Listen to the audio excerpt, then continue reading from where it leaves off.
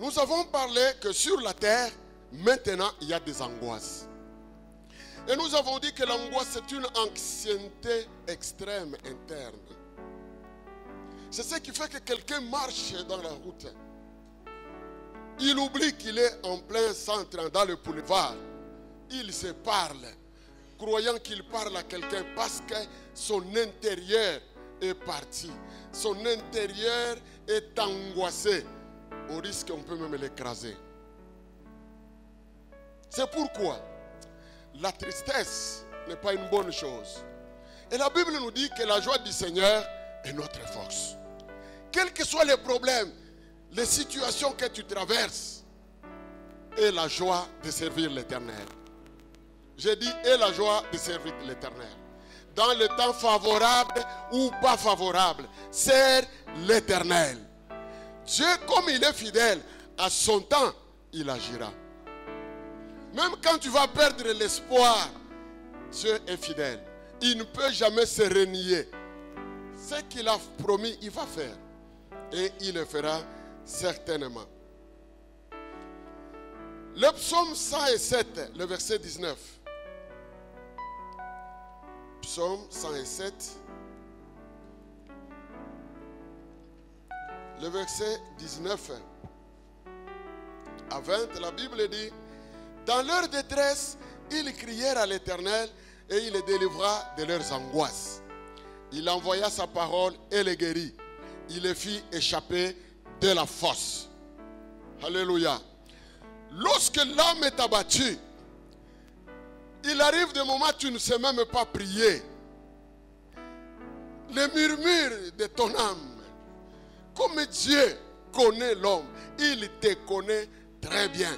Même dans ton angoisse, dans ta tristesse, Dieu, il voit au-delà de ce que tu t'attends.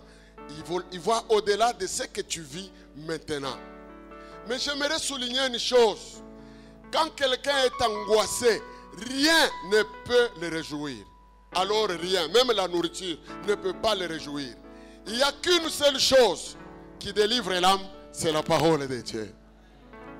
Je te dis, quand quelqu'un est dans l'anxiété, tout ce qu'on peut faire, non, c'est l'apparence. Il peut faire semblant, oui papa, j'ai compris, mais son âme est abattue. Ce qui peut réchauffer son âme, c'est seulement la parole de Dieu. Amen. Est-ce qu'on est ensemble?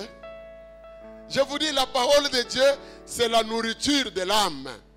Tu dois vivre bien d'abord ici sur terre, ici.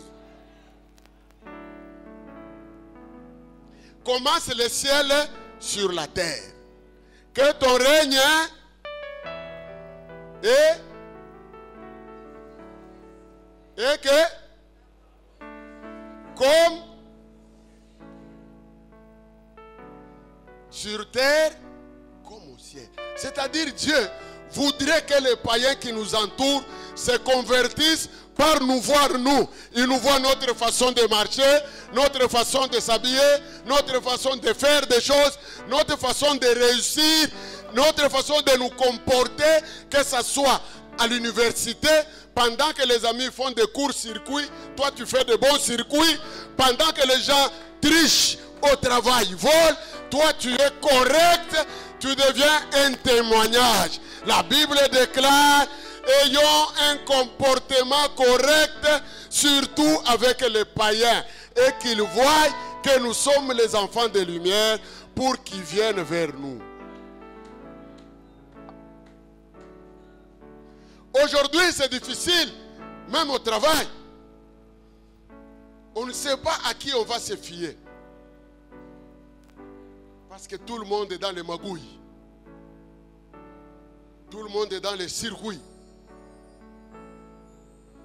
Les vols, c'est un péché. Même à ton bureau là, tu voles une rame de papier, tu vas vendre, tu as péché. Oh.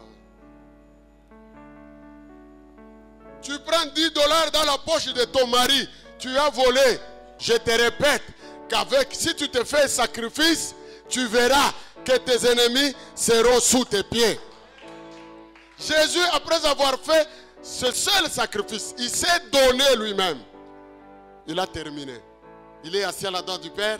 Maintenant, il attend que tous ses ennemis, un à un, commencent à fléchir les genoux. Je te prophétise au nom de Jésus-Christ. Tes ennemis ne cherchent pas leur mort. Je dis, ne cherche pas la mort de tes ennemis. Pourquoi? S'ils meurent, il y a des choses que Dieu ne va plus faire. Laisse-les vivre, qu'ils le voient. Qu'ils voient comment Dieu va t'élever. Alors ils pourront mourir. C'est pourquoi je déclare, tu ne mourras pas. Tu ne mourras pas la mort des sorciers. Tu ne mourras pas la mort des méchants. Tu ne mourras pas la mort de tes adversaires. Tu ne mourras pas la mort de tes ennemis. Tu ne mourras pas la mort des démons. Tu ne mourras pas la mort des ténèbres. Tu ne mourras la mort des justes. Autant Dieu va vous...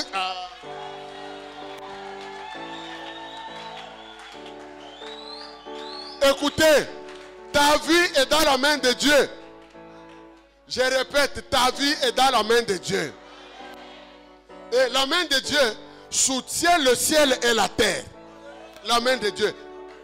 Nani atakubamba mumukono ya Mungu? Nani? Nani? Uliza mbele na we nani? Nani atakubamba? Nani? Nani?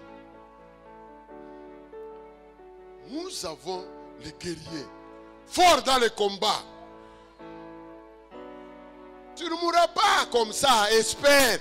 Je suis venu te dire que tu peux combattre et ne pas combattre un moment. Laisse Dieu combattre pour toi. Toi, tu commences à contempler Dieu.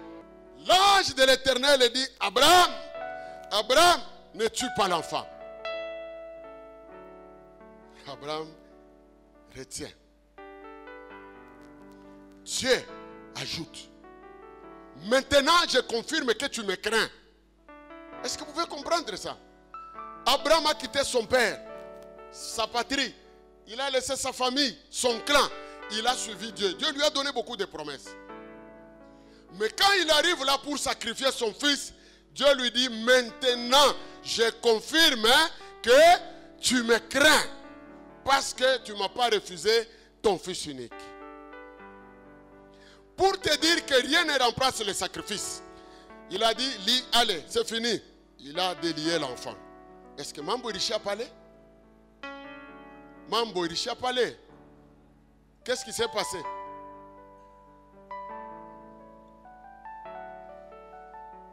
Très facile. Oui? Attends, on a chindo, tout à coup pas zéro. Pardon? Dieu lui dit, engrais a coulé. Il regarde, il y avait un bélier. On a un bélier. Ni mukoko ule mwanaume wa masengo resha kukunjama kunjama. Asa uwa ule. J'aimerais ouvrir une chose. Si le sacrifice était inutile, Dieu n'allait pas donner quelque chose pour remplacer l'enfant qu'on doit brûler.